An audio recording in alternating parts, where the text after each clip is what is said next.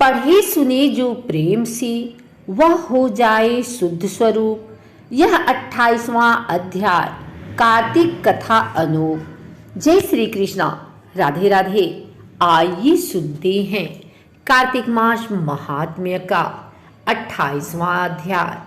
धर्मदत्त ने पूछा, मैंने सुना है कि जय और विजय भी भगवान विष्णु के द्वारपाल हैं। उन्होंने पूर्व जन्म में ऐसा कौन सा पुण्य किया था जिससे वे भगवान के समान रूप धारण करके बैकुंठ धाम के द्वारपाल हुए। दोनों पार्षदों ने कहा, ब्राह्मण पूर्व काल में त्रिबिंदु की कन्या देवहूति के गर्भ से महर्षि कर्दम की दृष्टि मात्र से 2 पुत्र उत्पन्न हुए। उनमें से बड़े का नाम जय और छोटे का नाम विजय हुआ। पीछे उसी देवहूति के गर्भ से योग धर्म के जानने वाले भगवान कपिल उत्पन्न हुए। जय और विजय सदा भगवान की भक्ति में तत्पर रहते थे। वे नित्य अष्टाक्षर मंत्र का जप और वैष्णव व्रतों का पालन करते थे। एक समय राजा मरुत ने उन दोनों को अपने यज्ञ में बुलाया। वहां जय ब्रह्मा बनाए गए और विजय आचार्य। उन्होंने यज्ञ की संपूर्ण विधि पूर्ण की। यज्ञ के अंत में अभृत स्थान के पश्चात राजा मरुत ने उन दोनों को बहुत धन दिया। धन लेकर दोनों भाई अपने आश्रम पर गए। वहां उस धन का विभाग करते समय दोनों में परस्पर लाग डांट पैदा हो गई। जय ने कहा, इस धन को बराबर बराबर बांट लिया जाए। विजय का कहना था, नहीं, जिसको जो मिला है वह उसी के पास रहे। तब जय ने क्रोध में आकर लोभी विजय को श्राप दिया, तुम ग्रहण करके देते नहीं हो, इसलिए ग्राह अर्थात मगरमच्छ हो जाओ।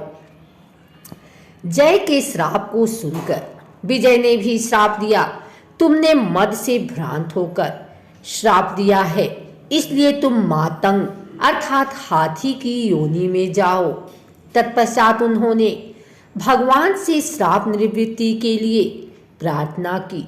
श्री भगवान ने कहा, तुम मेरे भक्त हो, तुम्हारा वचन कभी असत्य नहीं होगा। तुम दोनों अपने ही दिए हुए इन श्रापों को भोगकर फिर से मेरे धाम को प्राप्त होगे। ऐसा कहकर भगवान विष्णु अंतर ध्यान हो गए। तदंतर वे दोनों गंड नदी के तट पर ग्राह और गज हो गए। उस योनि में भी उन्हें पूर्व जन्म का स्मरण बना रहा और वे भगवान विष्णु के व्रत में तत्पर रहे। किसी समय वह गजराज कार्तिक मास में स्नान के लिए गंड नदी गया तो उस समय ग्राह ने श्राप के हेतु को स्मरण करते हुए उस गज को पकड़ लिया। ग्राह से पकड़े जाने पर गजराज ने भगवान रमानाथ का स्मरण किया। तभी भगवान विष्णु शंख, चक्र और गदा धारण किए वहां प्रकट हो गए। उन्होंने चक्र चलाकर ग्राह और गजराज का उद्धार किया और उन्हें अपने ही जैसा रूप देकर बैकुंठ धाम को ले गए। तब से वह स्थान हरि क्षेत्र के नाम से प्रसिद्ध है। वे ही दोनों विश्व विख्यात जय और विजय हैं, जो भगवान विष्णु के द्वारपाल हैं। धर्मदत्त, तुम भी ईर्ष्या और द्वेष का त्याग करके सदैव भगवान विष्णु के व्रत में स्थिर रहो। समदर्शी बनो। कार्तिक, माघ और वैशाख के महीनों में सदैव प्रातः काल स्नान करो। एकादशी व्रत के पालन में स्थिर रहो। तुलसी के बगीचे की रक्षा करते रहो। ऐसा करने से तुम भी शरीर का अंत होने पर भगवान विष्णु के परम पद को प्राप्त होगे।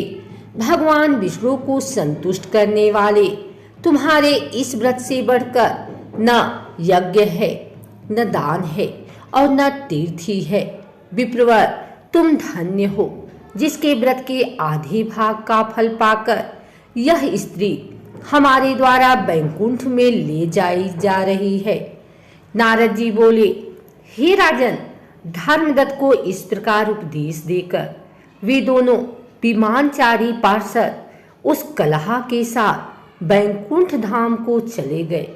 धर्मदत्त जीवन भर भगवान के व्रत में स्थिर रहे और देहावसान के बाद उन्होंने अपनी दोनों स्त्रियों के साथ बैकुंठ धाम प्राप्त कर लिया। इस प्राचीन इतिहास को जो सुनता है और सुनाता है वह जगत गुरु भगवान की कृपा से उनका सानिध्य प्राप्त कराने वाली उत्तम गति को प्राप्त करता है। अगर आपको हमारी वीडियो अच्छी लगी हो तो इसे लाइक करें, कमेंट करें, शेयर करें। हमारे चैनल को सब्सक्राइब करके बेल नोटिफिकेशन ऑल पर सेट कर लें ताकि आगे आने वाली वीडियो सबसे पहले आप तक पहुंच सके। धन्यवाद।